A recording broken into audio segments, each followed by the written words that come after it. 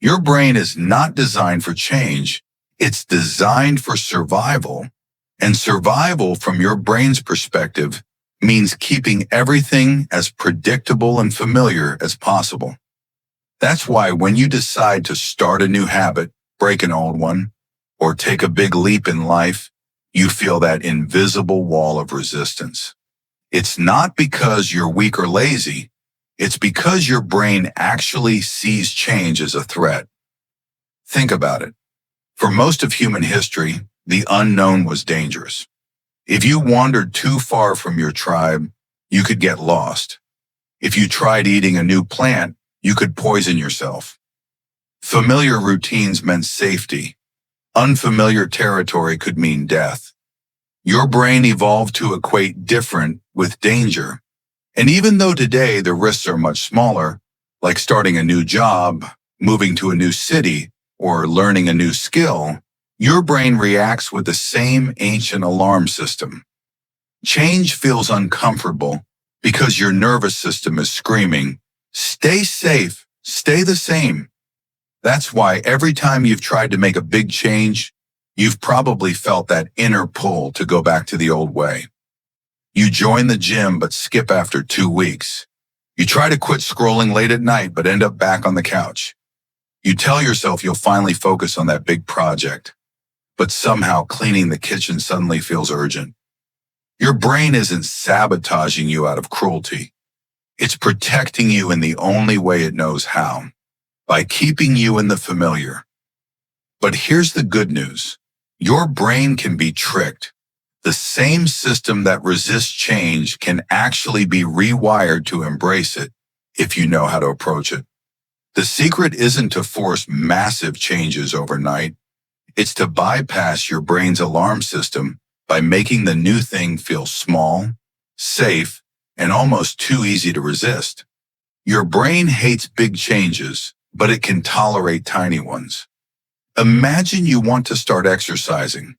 If you tell yourself you'll run 5 miles every morning at 6 a.m., your brain will rebel instantly. It sees danger, exhaustion, and unfamiliar effort. But if you start by doing just 1 push-up before bed, your brain doesn't see it as a threat. It barely notices. And yet over time, that 1 push-up can turn into 2, then 10, then a whole workout. You didn't force change. You tricked your brain into accepting it by making it small and non-threatening. This works because of something called neuroplasticity, the brain's ability to rewire itself. Each time you repeat a behavior, even a tiny one, you strengthen the neural pathway that supports it. Over time, what once felt difficult becomes automatic. At first, your brain resists because it's unfamiliar. But once the habit is repeated enough, it becomes the new familiar. Your brain stops fighting it and even craves it. That's how every habit, good or bad, is built. But what about the fear? The resistance? The mental voice saying, "Don't do this, it's uncomfortable." Here's the trick. Don't fight the discomfort. Expect it. See it as a sign that your brain is adapting. That nervous flutter in your chest before trying something new isn't proof you can't do it. It's proof your brain is learning. The discomfort is evidence of growth. The only way it disappears is if you keep going until your brain adjusts. Another powerful trick is identity. If you tell yourself, "I'm trying to become a runner," your brain hears uncertainty. It sees you as someone stepping outside the tribe, trying something risky. But if you start saying, "I am a runner," even if you've only jogged around the block once, your brain begins to adopt the identity. And once something becomes part of who you are, your brain resists it less. That's why small changes tied to identity stick longer than dramatic ones tied to willpower. Think back to a time you mastered something that once felt impossible. Maybe riding a bike, learning to drive, or speaking in front of a group. At first, your brain hated it. It panicked, sent you fear signals, and begged you to stop. But repetition turned it into second nature. You didn't even notice when the fear faded. What was once terrifying became automatic. That's the power of working with your brain instead of against it.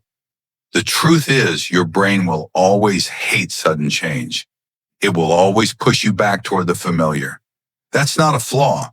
It's a feature designed to keep you alive. But you don't have to let it trap you. You can outsmart it. You can make change small enough to slip past the alarms.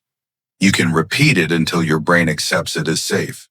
And you can shift your identity so that the new behavior feels like who you are, not just something you're trying. So the next time you feel that resistance, don't mistake it for weakness. See it for what it really is. Your brain trying to protect you using an outdated system. Smile at it. Start smaller than you think you need to, and trick your brain into building the life you want. Because change doesn't have to be a battle. It can be a G.